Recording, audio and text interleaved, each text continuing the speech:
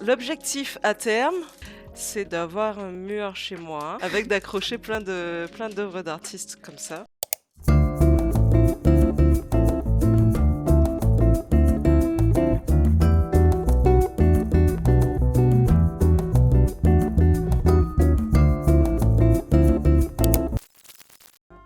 Bonjour! Ju Bonjour!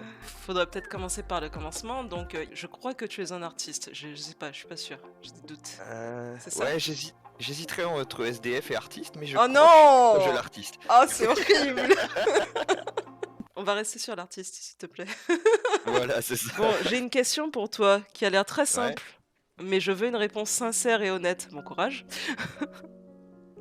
Pourquoi tu dessines?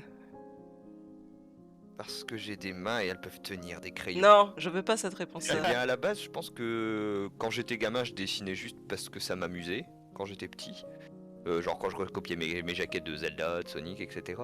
Et je pense qu'avec le temps, c'est plus devenu un exutoire qu'autre chose. En fait, c'était genre plus une échappatoire qu'autre chose à des choses que je vivais ou des choses comme ça dans mon entourage, dans ma famille. Et souvent, si je dessinais, c'était surtout parce que comme ça, j'étais dans ma bulle et je pouvais un peu oublier le monde autour, en fait, et me perdre dans d'autres univers, quoi. Ouais. Donc on va dire que ça a beaucoup commencé comme ça. Vraiment, ouais, mon premier projet de BD, qui est le gros projet de BD que je n'ai pas avancé depuis 3 siècles là, qui lui a vraiment commencé dans cette idée-là en fait. C'était vraiment, j'avais juste envie de créer un autre univers et de me plonger dedans pour pas trop avoir à penser aux problèmes que j'avais à l'époque du collège ou des choses comme ça, quoi. Et Ok. depuis, c'est plus ou moins resté comme ça, quoi. C'est à la fois un exutoire et aussi juste quelque chose qui me passionne et qui m'amuse, surtout donc, quand je fais des BD humoristiques, des choses comme ça. Donc on va dire que ça dépend des projets, mais la base, ça a surtout commencé comme ça. Ok. Est-ce que tu peux nous dire depuis quand tu es présent sur Internet et depuis quand tu dessines aussi? Bah, disons que ouais, non, j'ai commencé à dessiner quand j'avais 6-7 ans, quelque chose comme ça. Je recopiais mes jaquettes de Sonic et de Zelda, par exemple, des trucs dans ce genre-là, quoi. J'ai Ah, beaucoup fait d'accord. ça quand j'étais gamin. Et en soi, j'ai commencé à faire de la BD, à vouloir faire de la BD officiellement vers 14-15 ans. Je dis Ouais. officiellement parce qu'avant ça, je faisais des BD, mais pas sérieusement. Oui, oui, C'est-à-dire que je faisais des BD avec un robot qui s'appelait Mega TNT. Et le principe, c'est que c'était à chaque fois des petits sketchs courts où Mega TNT combattait d'autres robots et leur cassait la figure, en fait. Ah ouais, C'était d'accord, très t'avais très un simple. concept et tout. Ah ouais, ouais, ouais. Bon, après, c'était dessiné avec le cul. C'était très bâclé. Je faisais ça pendant la pause entre les cours au collège. C'était juste pour faire rire mes potes. Donc c'était pas du tout sérieux.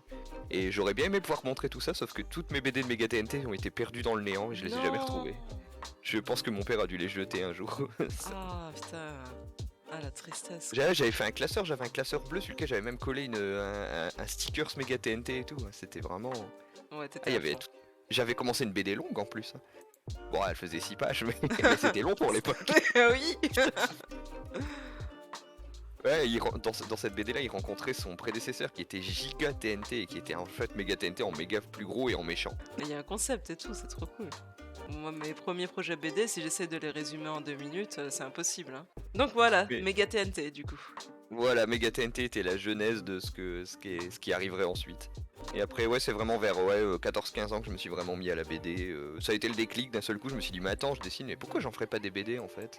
Et à la base, le déclic m'est venu en fait d'une camarade de classe au collège avec qui je ne parlais pas du tout, parce que de toute façon, elle m'appréciait pas comme la plupart des gens du collège, mais c'est une autre histoire. Et en fait, elle dessinait derrière moi et je dis, tiens, qu'est-ce qu'elle est en train de faire? Et en fait, elle était en train de commencer à faire un manga. Et c'est là que j'ai eu le déclic. Je me suis fait, mais attends, c'est super bien ça en fait. Pourquoi j'ai pas pensé plus tôt à faire une BD moi aussi? Et donc en soi, je remercie cette personne qui a sûrement oublié que j'existe depuis tout ce temps, mais c'est grâce à elle que je fais des BD maintenant et que je souffre 8 heures par jour sur ma tablette. Ah, est-ce que tu le remercies du coup? Peut-être? Un jour, tu t'es dit, je vais mettre tout ça sur internet. Ouais, c'est ça. Bon, j'ai commencé à poster sur internet peut-être quand j'avais 17 ans, quelque chose comme ça. Ah À la ouais. base, j'avais que Facebook, mais c'est en fait l'histoire derrière mon Facebook, c'est qu'à la base, j'étais pas très réseaux sociaux et internet quand j'étais gamin. Et c'est ma grande sœur qui m'a créé un Facebook du jour au lendemain en mode ah bah Thomas, je t'ai fait un Facebook, allez hop. Et donc, Ah. maintenant que j'en avais un, j'ai dit bon, bah autant mettre des trucs dessus. Et comme j'avais pas grand chose à raconter, j'ai mis des dessins. Ouais, donc du coup, t'es présent sur internet depuis très longtemps. Enfin, à Ouais, mon échelle, c'est longtemps. ouais, ça fait pas mal d'années maintenant. Bon, après, présent, on va dire, plus ou moins, il y a des périodes où je disparaissais pendant 6 mois. Là, tu passes sous les combien après? Là, c'était il y a 3 semaines. Ça, c'était il y a 3. Ah oui, parce que c'est le même. Ouais. Ça va, ça va. Oui, bah de toute façon, je voudrais poster plus souvent, il faudrait que j'arrête de dormir, donc Ouais, non, mais c'est ça, c'est une problématique. Le dessin, ça prend du temps et les réseaux sociaux, c'est un peu le côté l'immédiateté, quoi, et l'instantanéité. Sauf que bah, tu fais pas un dessin en claquant des doigts. c'est ça. Puis en plus, moi j'ai un chat et il a besoin d'énormément d'attention. Oh tiens, c'était le Draw in Your Style de la Rainette Verte, ça. Ouais, mais pas mal ce concept, j'aime bien. Ouais, je m'étais bien amusé à reprendre son dessin et à le parodier surtout. Ouais, ouais, ouais. Mais elles sont très chouettes les BD de la Rainette Verte en plus. Je sais pas si t'as déjà été jeter un oeil, mais c'est sympa. Non. Bah, du coup, Elle j'irai fait, voir.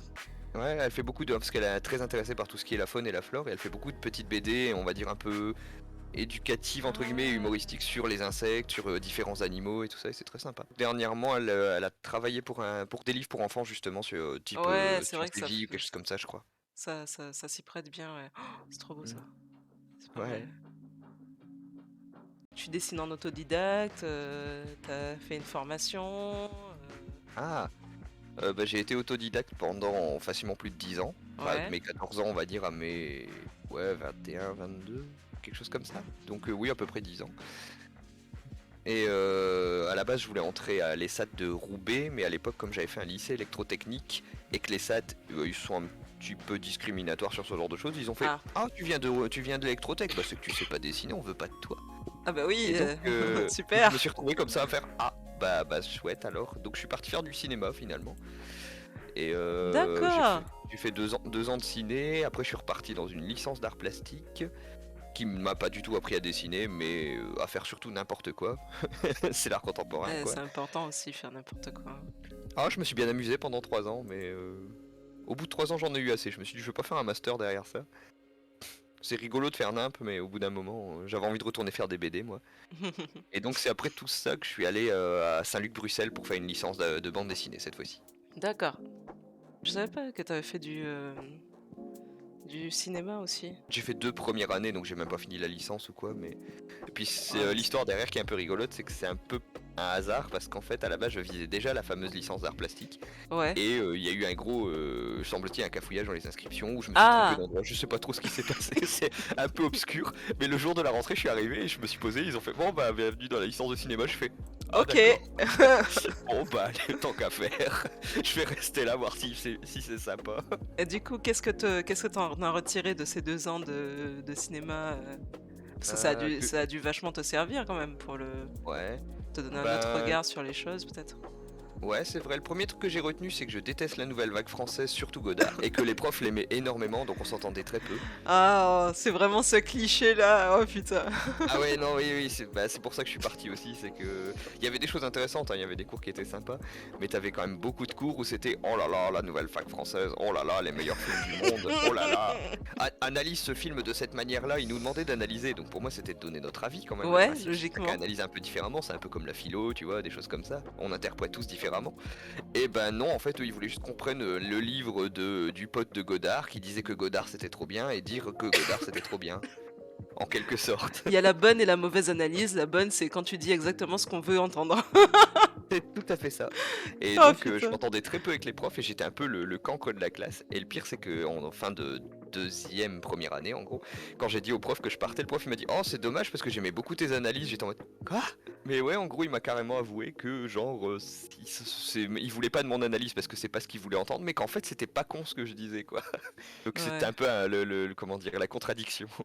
Mais sinon, à résumé. part ça, j'ai appris pas mal de choses bah, sur le travail des plans, des couleurs ou du rythme, des choses comme ça. Donc, il y avait quand même pas mal de choses intéressantes. Il y avait Ouais, le mouvement, je suppose aussi, non? le mouvement aussi pas mal, et aussi ouais, beaucoup sur le rythme. En fait, on a surtout énormément travaillé sur le rythme du cadrage, surtout avec tout ce qui était les films russes de l'époque de l'URSS, quoi. Donc les films propagande et ceux qui étaient contre, Ah, genre le d'accord. cuirassé et Potemkin d'Eisenstein, des films comme ça qui sont très intéressants à analyser. Donc ça, ouais, du film russe, j'en ai bouffé des tonnes et des kilos. Je peux dire que la poussette qui descend l'escalier, je l'ai vu une bonne cinquantaine de fois. Je sais toujours pas si le bébé a survécu à la fin. Ouais, donc je suppose que quand tu travailles, t'as un regard assez poussé sur le cadrage, la composition de l'image aussi. Ouais, je suis très maniaque sur ce genre de choses, c'est aussi pour ça que je passe énormément de temps quand je prépare une case au storyboard, etc. Parce que je veux que tout soit bien casé au bon endroit et que ce soit lisible. Ah. Et je réfléchis aussi beaucoup au trajet de la lecture dans la planche, en fait, genre de guider le regard du lecteur dans le bon sens, Ouais, je vois, je vois. qui est pas toujours facile. Et mon autre hantise avec le cadrage et le rythme, c'est les nœuds graphiques. Ça, c'est le Ah, truc, je suis très maniaque avec les nœuds graphiques. C'est quand deux traits dans un dessin ont tendance à se superposer et, comment dire, empêchent une lecture correcte de l'image. C'est en gros, par exemple, je vais dire, le personnage est près d'un meuble, le trait du meuble touche sa veste, le trait du bord du meuble touche le bord de sa veste, et donc on a l'impression, par exemple, que la veste est dans la continuité du meuble, et on confond les deux objets, en gros. est-ce que tous les clichés qu'on peut avoir sur les cursus d'art, ils sont vrais du coup? Oui. Oui, Oui. Genre tous. quand j'étais en cinéma, la plupart des gens de ma classe avaient ce cliché du bobo cinéphile qui ne parle que par référence de film et ça me saoulait. C'était insupportable, genre les gars, toutes leurs phrases c'était genre oh, t'as vu, c'était une référence à ce film-là. Tu as vu Pulp Fiction? Enfin, je suppose que des fois tu devais te dire, putain, mais qu'est-ce que je fous là en fait? Ah ouais, Au secours. je me sentais assez seul parce que j'aimais bien regarder des films et tout ça. Mais je reparlais de ça à longueur de journée, c'était des fois ennuyeux. Et quand je parlais de BD, ils me regardaient tous en mode c'est quoi?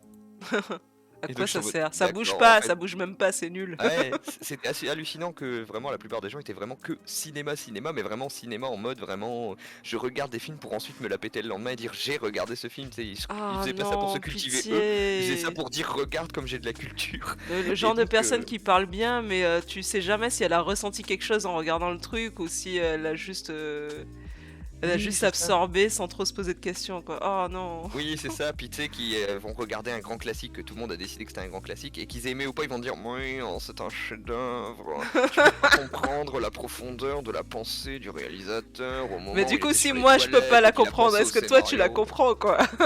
C'est ça, voilà. Et quand j'étais en art plastique, oui aussi. Genre j'avais quand même beaucoup de gens, bah déjà, bah, c'est intéressant, l'art contemporain, il y a plein de choses intéressantes, mais t'as aussi énormément de charlatanisme, et j'étais clairement un charlatan, moi. Genre je faisais mes travaux la veille au soir, parce que le reste du temps je Ah, faisais mes le BD. fameux. Oui, et j'ai inventé une explication bidon, et ça marchait à chaque fois, j'avais 15, 16, 17, je m'en sortais très très bien, alors que j'étais un gros charlatan dans la classe, et t'avais 3 ou 4 personnes qui me détestaient pour ça, parce que eux ils bossaient pendant 6 mois sur leur projet, ils te faisaient une installation qui prenait la moitié de la classe, Mais accroché au plafond, ouais. et le prof était là, moi 12, et moi je jetais de la pâture sur une feuille et j'avais 15 quoi. En général, j'étais de la seconde catégorie. Moi, j'ai pas fait d'école d'art, mais j'ai fait une école de design. On avait des cours de Ouais. créa plastique, mais ça revient à un cours d'art plastique, en fait, je pense, globalement. J'étais de la team, c'est un peu mon problème, hein, c'est que je vois trop grand en fait. Je me dis, ok, alors le sujet c'est ça, mais il faut que je trouve absolument la façon de traiter le sujet à laquelle personne n'a pensé et qui en plus, quand on va le voir, on va se dire, putain, elle a dû y passer trop de temps. Oui, non, mais en fait, on t'a juste demandé de répondre à la question, s'il te J'avais plaît. une pote de classe qui était justement totalement comme ça, qui genre bossait comme une malade, se stressait à mort sur ses projets, et arrivé le jour même, elle était tellement nerveuse qu'elle venait me demander pour lui trouver des explications bidons sur ses projets, pour qu'elle puisse les dire au prof, parce qu'elle était en mode, bah en fait j'ai passé 6 mois dessus et je sais plus quoi dire. Et donc elle arrivait, elle disait, vas-y toi je sais que t'es un bon charlatan, vas-y regarde mon projet, il dit tout ce qui te passe par la tête. Et donc je lui servais comment dire, de souffleur comme au théâtre. Et Pas Dieu sait mal, que ça pas mal. marchait la plupart du temps. Et ouais, c'était rigolo l'art plastique. Mais j'ai bien aimé cette époque. C'est clair que j'ai gaspillé beaucoup de sueur, de sang et de larmes pour pas grand-chose. Mais un peu comme toi avec ton détour sur le cinéma, si j'avais pas fait ça, si j'avais pas pris tous ces risques-là, parce que des fois j'ai fait. On a eu un sujet une fois, il fallait choisir un élément. Et du coup, forcément, j'ai choisi le feu.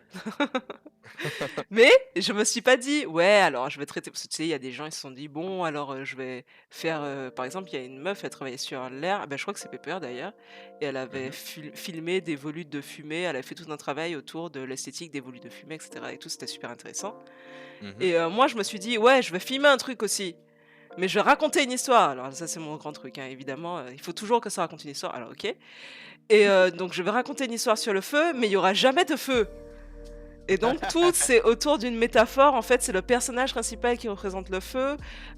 Il change de tenue régulièrement, donc il passe par les différents états du feu. Donc braise, puis feu très rouge, tu sais, puis cendre, etc. Machin. Et en fait, et en même temps, il y a une double métaphore avec la passion, parce qu'en fait, c'est le feu de la passion qui le dévore. Enfin, un délire. Total. Je vois le genre. J'y ai passé des heures, j'ai pris des camarades de classe pour faire les figurants et tout. J'ai fait des effets spéciaux pourris de merde parce que j'y connaissais rien. C'était la deuxième fois de ma vie que je filmais un truc. Et je sais plus combien j'ai eu, mais c'était pas terrible. En fait, j'imagine au moment du rendu, tu montres toute la vidéo, puis t'as juste le prof qui fait bah, il est où le feu? Alors non, ça il a compris, heureusement, mais il me fait, la seule réaction qu'il a eue, c'est ouais, la musique là c'était trop fort, hein, et puis c'était pas approprié. Ah d'accord. Ah, parce que vous voulez dire les chansons de Patrick Sébastien, ça passe pas trop? Ah bon, je comprends. Et j'étais trop déçue, parce que c'est le genre de truc où en fait j'ai entendu la musique et je me suis dit ah mais ça irait trop bien, et puis je ferais ça, et puis je ferais ça, et puis je ferais ça. Mais du coup la musique avait aucun rapport en fait, effectivement. C'est juste que c'est la musique qui m'a donné l'idée, donc j'ai utilisé la musique, tu vois. Oui, je vois.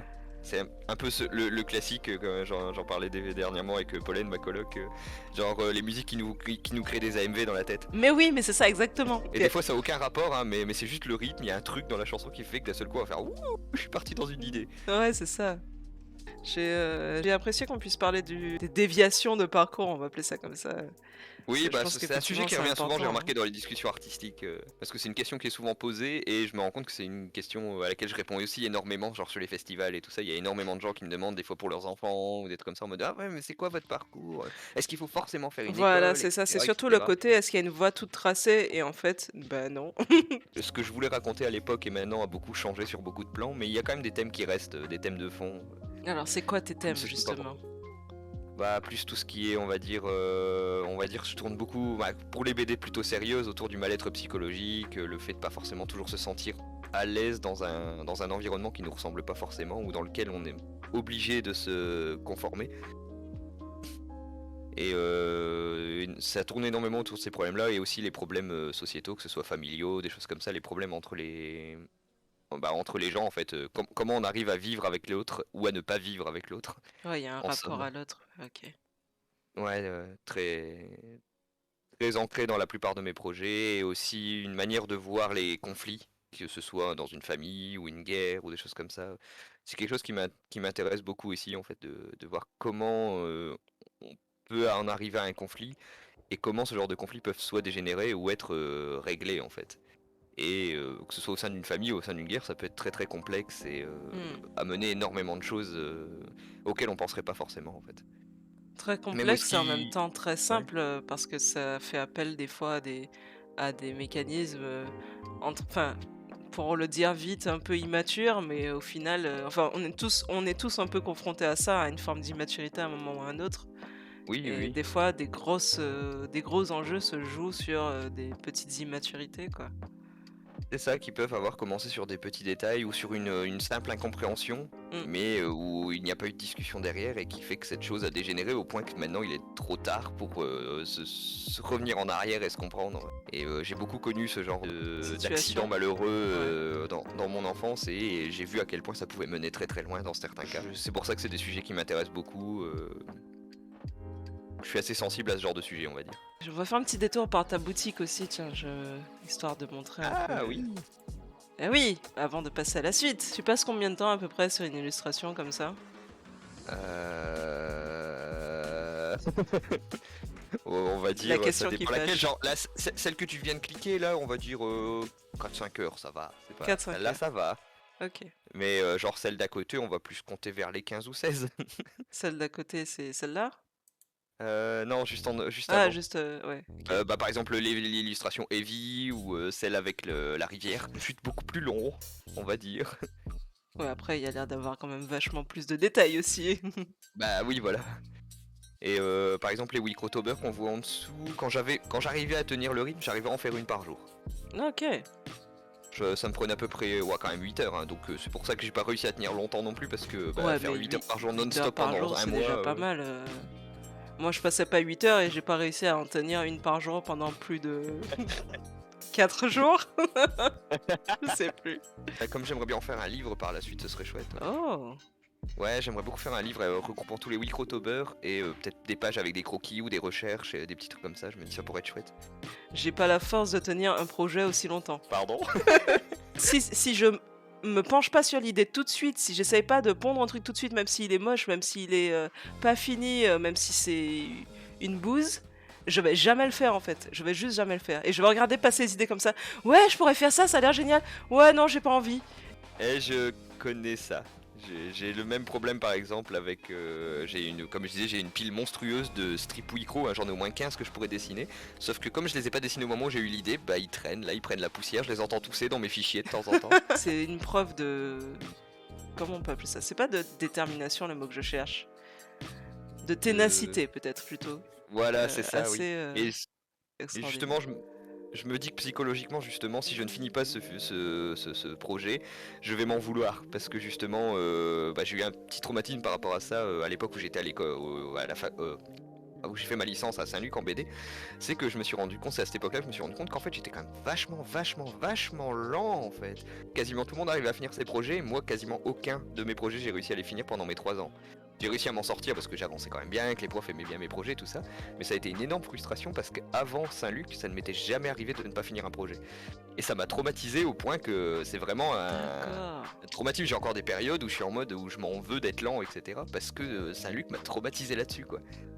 Et donc c'est aussi pour ça que c'est un peu comme entre guillemets pour me prouver quelque chose, de me dire si je vais finir ces Wicrotober, même si c'est tant pis si je dois mettre 15 000 ans ou quoi, je les finirai et au moins ce sera fait. Et de me dire j'ai un projet complètement fini parce que depuis Saint-Luc, à part des petites BD Wicro, des petites illus, des trucs comme ça, j'ai pas fini réellement de projet en fait. J'ai entamé beaucoup de projets mais j'en ai pas terminé un seul. C'est marrant comme point de vue. J'ai un rapport un peu bizarre aussi à la lenteur et à la rapidité. C'est un complexe que j'avais quand j'étais petite parce que tout le monde trouvait que j'étais trop lente pour faire plein de trucs tout le temps. Et d'ailleurs, c'est de là que vient mon pseudo d'artiste, Mokoya. C'est parce que j'avais une institutrice qui m'appelait mon petit Molokoï, qui est en fait le nom d'une tortue. Parce que j'étais lente, si c'est pas assez dit là.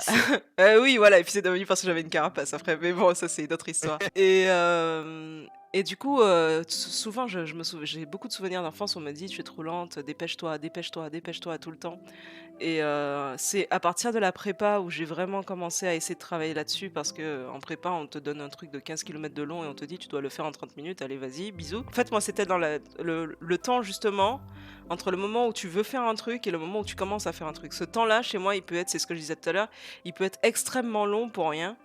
Et du coup, faut faire, faut pas réfléchir, faut juste faire, prendre le truc par un bout, faire un truc hyper grossier, et puis après tu vas affiner, c'est pas grave, mais prends le truc par un bout et essaye de dire un truc en fait. Le défaut de ça, c'est que du coup, je suis très brouillon. Je m'arrête à l'être souvent, pour beaucoup de choses, je m'arrête à l'état du brouillon. Je vais mettre très peu de détails dans les dessins. Je vais... En fait, à partir du moment où j'aurai l'impression qu'il y a un mood, mais en plus c'est un truc que je dis tout le temps, bon là il y a un mood, c'est bon, je m'arrête. Je suis passée sur ta boutique il y a quelques temps. Mais quel est donc ce colis? Je me demande. Mais dis donc, quel est ce bel homme avec des dreadlocks?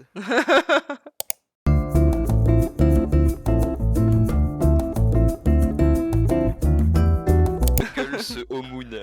Ouais, Knuckles Moon. J'ai beaucoup apprécié d'ailleurs que tu aies fait le détail des pupilles. Souvent quand je fais ça, j'aime bien aller à fond dans le petit délire, parce que je fais souvent ça sur mes enveloppes, surtout quand c'est des gens que je connais. Quand c'est des gens que je connais pas, je fais juste un Wicro classique. Mais quand c'est des gens que je connais, souvent j'aime bien mettre un petit clin d'œil à soit leur projet de dessin ou un truc qu'ils aiment bien. Je sais pas si on entend. Bienvenue à ASMR On va ouvrir une belle. Et j'ai un ami qui est pareil là-dessus, et qui genre même quand c'était des emballages tout à fait classiques, genre il ouvrait tout de manière très minutieuse et gardait l'emballage entier et intact. Ah ouais, mais j'ai toujours une espèce de culpabilité quand je dois jeter des emballages. Comment t'as choisi comment t'allais emballer tes expéditions? On va dire que j'ai 2 axes très précis, c'est pas cher et solide. Oui. Est-ce que c'était une inquiétude quand tu as commencé ta boutique de pas savoir comment ça allait arriver Oui. Parce que moi le print j'ai très peur, hein. À chaque fois j'ai très peur. Ah oui. Mais oui, ça a été une grosse crainte, surtout que dernièrement un de mes derniers envois avant celui-ci a quand même été jusqu'en Corée. En Corée? Oui. Mais what? Oui, il devait aller à Bruxelles et il est parti en Corée du Sud. Il a mis 3 semaines à revenir. Mais attends, cette escale de fou furieux là? Il s'est passé quoi exactement? Je sais pas. Mais genre, il y a bien écrit, Pourtant c'est c'est la personne qui l'a reçu qui me l'a envoyé en photo. Il y avait bien écrit envoyé en Corée par erreur. mais je comprends pas. Enfin, je veux dire que je sais pas, tu devais envoyer un truc au Japon, il atterrit en Corée, par exemple. Je veux bien essayer de comprendre Oui. que ça se soit perdu. Mais comment tu fais pour un truc qui est censé arriver en Belgique et qui se retrouve en Corée? Surtout que j'habite à 1 heure de Bruxelles. La poste, s'il vous plaît, vous avez foutu quoi? Ça n'a aucun sens. Ah non, j'ai pas compris. Surtout en plus, j'étais persuadé que le colis était perdu, donc je m'étais dit bah tant pis, il y en aura pas quoi. Bah, il faudra que je lui renvoie, etc. quoi. Et finalement, ah bah en fait, je l'ai reçu et tu te devineras jamais pourquoi il a pris autant de temps. Alors attends, faut pas que je la Ouais, déchire. souvent j'aime bien mettre une petite carte avec. Normalement, je crois que j'ai mis juste un bout de pâte à fixe, je pense, pour pas trop abîmer. Je sais plus si c'était du pâte à fixe ou du scotch double face, mais je crois que j'avais mis un truc qui s'enlève facilement. Et donc, oui, je me suis bien amusé sur la petite carte. Ouais, elle est pas mal. Je me suis J'aime beaucoup. amusé à mélanger 3 personnages différents. 3. Alors attends. Bah, il y a 2 de tes Oui, personnages et un des miens. oui, oui, oui, je vois, je vois. Putain, c'est fou, hein. On va Maintenant dire que j'ai c'est envie une de... réinterprétation. Maintenant j'ai envie de faire un fan art de ce perso. Ah, ça serait chouette. Ah, on va essayer de Oh faire là ça. là. Non, attends, je vais l'ouvrir plutôt. J'ai trop peur d'abîmer les coins. Alors, l'objectif à terme, je ne sais pas ce que ça veut dire parce que enfin, bref, c'est d'avoir un mur chez moi Y a pas de avec mur chez toi? accroché. Ouais, il n'y a pas de mur chez moi, donc je vais rajouter un mur chez moi, c'est sympa. Avec d'accrocher plein d'œuvres d'artistes comme ça. Donc techniquement, je ne sais pas quand est-ce que je pourrai, mais en tout cas, tu vas probablement inaugurer ce mur du coup. Oh, trop bien. Alors, attends, ça, je vire. Voilà. Quoi, mais le papier, c'était la partie la plus importante. Ah merde, je l'ai froissé et jeté. Ouais, Oups. bah, Lilu, je l'ai juste mis dedans, c'est juste pour que le papier garde la forme. Pas sûr. Alors, c'était une fois, j'étais mon père dans la maison, puis il a fait tomber la perceuse et je tenais l'escabeau en dessous, et voilà. L'inspiration m'est venue de là. C'est quand même Je une me suis retrouvé avec le cerveau en sauce Nesquik. C'est quand même une sacrée grosse vis. Ouais, bah, tu sais, pour faire tenir une toiture, faut au moins du 15. Hein. Alors, t'as fait ça avec quoi? Raconte-nous un La peu. plume à encre et au pinceau. À la plume, putain. Ouais, j'ai zigouillé une paire de plumes là-dessus. Parce que les plumes, elles supportent très mal en fait quand on fait des tonnes et des tonnes de tout petits traits les uns sur les autres. Parce qu'en fait, Ah comme bon? l'encre chine a tendance à faire à faire un léger volume sur le papier. En Ouais, fait, au bout d'un oui. moment, quand on regratte sur les mêmes lignes, bah en fait, ça, t'as Tu fais des des espèces micro-cocos de de... papier et Ouais. d'encre qui se coincent dans la plume et ça abîme très très vite les plumes. Ça fait quoi de travailler à la plume? Est-ce que toi aussi, moi j'ai un délire avec l'encre quand elle n'est pas encore tout à fait sèche sur le papier. Hmm. Tu sais, elle brille un peu et tout, je sais pas, Oui. ça m'hypnotise presque, je sais pas comment le dire. Bah, j'ai un peu pareil, sauf que moi, ce que j'aime, c'est justement la regarder sécher. C'est-à-dire quand tu vois Ouais, le voilà, brillant qui disparaît tout doucement et paf, ça devient tout mat. c'est ça. Enfin, en fonction du type d'encre qu'on utilise, parce qu'il y a des encres chine qui restent très brillantes. Perso, j'aime pas ça du tout. Moi, j'aime bien une encre chine bien mate, surtout pour les aplats noirs et tout ça, parce que brillant, je trouve que ça fait crapis. Donc ça va, elle a l'air d'être arrivée intacte à Ouais. destination. Du coup, tu veux que je dise ce que moi je vois dans cette illustration? Ouais, Ah moi c'est putain, ça qui c'est un m'intéresse. truc que j'adore faire aux gens, mais que je déteste faire. Je déteste répondre à cette question. Déjà, c'est un mec qui a une grosse vis dans la tête, donc je dirais une grosse charge mentale Mhm. qu'il essaye de rattraper comme il peut avec des mains, ses mains en bandelettes. Là, d'essayer de faire le lien Mhm. entre les mains et la vis. Enfin, je veux dire, pourquoi les bandelettes? Je pense que les bandelettes, c'est peut-être un des trucs les plus durs, hein, entre guillemets, à interpréter, ou en tout cas à trouver le sens que moi j'y ai mis derrière, parce qu'en fait, ces bandelettes, je pense, auront beaucoup plus de sens dans la bande dessinée qui va avec. Ah, Parce que ces bandelettes sont en fait, sont quasiment le thème le plus important de cette BD, mais aussi un des plus obscurs, parce qu'il peut être très facilement interprété différemment. Et jusqu'à maintenant, de tous les gens à qui je l'ai montré, personne n'a encore compris ce que veulent dire vraiment ces bandelettes en fait. Pourquoi ce personnage a des bandelettes sur lui et pourquoi c'est un micro spoil, mais pourquoi dans la BD au début il n'y en a pas. Mais après les Et bandelettes en elles-mêmes, ça peut représenter quoi?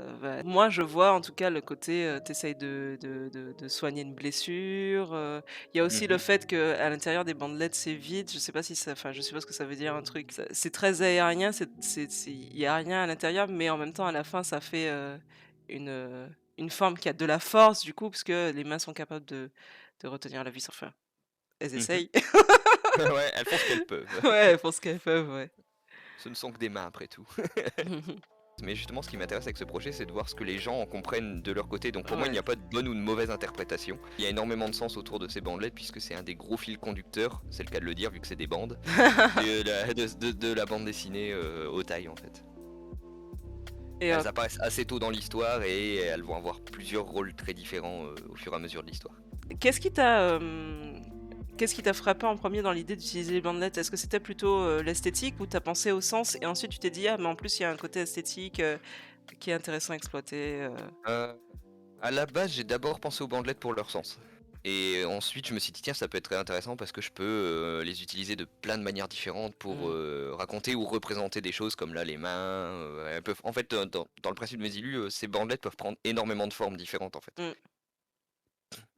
Même des formes qui vont être beaucoup plus complexes dans des illus que j'ai prévus pour plus tard, mais qui arriveront pas tout de suite. Et il y a des choses qui sont venues au fur et à mesure, par exemple à la base le halo sur le sol rond, j'avais pas forcément prévu de le mettre à la base, mais je trouvais qu'il manquait quelque chose, et comme j'avais fait venir toute la lumière de l'ombre de l'illu du haut, je me suis dit bah si en fait ça pourrait être intéressant qu'il y ait cette auréole au sol en fait. Mmh. Ouais. Oui, ça rajoute un plan aussi parce que je suppose que sans l'auréole au sol, on ne voit pas bien justement, la perspective du sol, en C'est fait. ça. Ouais, C'est ça, puis le personnage avait un c'est peu très trop l'air de malin. flotter Ouais, dans le voilà, vide et ça m'intéressait pas forcément puisque justement ça cassait un peu le côté, lourd. comment dire, bah, lourd, voilà c'est ça de la drill au-dessus en fait. Et Ah, c'est ça très donne aussi, intelligent. bah, on peut dire un sens de lecture en plus, puisque cette lumière, bah, cette auréole au sol, c'est en soi en partie l'ombre de la drill qui est au-dessus de lui, mais aussi c'est potentiellement la preuve qu'il y a aussi quelque chose au-dessus, genre un trou, Mmh. peut mener potentiellement à quelque chose d'autre, puisque en soi, si c'était pas, si c'était juste, on va dire, la lumière comme d'un soleil ou un truc comme ça, ce serait pas juste une auréole, il y aurait eu un rond noir et tout le reste aurait été blanc. Ouais. Ouais, Et ouais, là, ouais. dans l'idée, ça veut dire qu'au-dessus de cette grille, il y a peut-être juste un trou, quelque chose comme ça, en tout cas, quelque chose de rond par lequel la lumière passe, quoi. Donc voilà, à peu près pour les interprétations. Après, il y a encore plein de choses qui pourraient être dites, mais c'est à peu près l'idée. Ce qu'il faut se dire, c'est qu'en dessin, c'est vrai que les gens se rendent pas forcément compte quand ils regardent nos dessins, par exemple sur les boutiques ou ce qu'on montre sur les festivals, c'est qu'on fait pas que des dessins réussis, on fait des Voilà. tonnes et des tonnes de dessins complètement ratés pour quelques dessins réussis en fait. Et que bah, ce qu'on montre la plupart du temps sur les réseaux, etc., bah, c'est normal, on va plutôt montrer ce qu'on a réussi. Et pareil sur les conventions, puisque c'est ce qu'on vend. Et donc ce qui donne des fois l'impression aux gens qu'on est genre des génies qui réussissent tous leurs dessins, alors que c'est tellement loin de la vérité. Bah, en tout cas, ça m'a fait super plaisir de t'avoir, sur le live. Bah moi j'étais très content d'être là, je me suis bien amusé. Ouais, c'était très cool. Je pense qu'on refera ça un de ces 4. Passe un bon week-end et puis, à la prochaine. Bah ouais, à plus.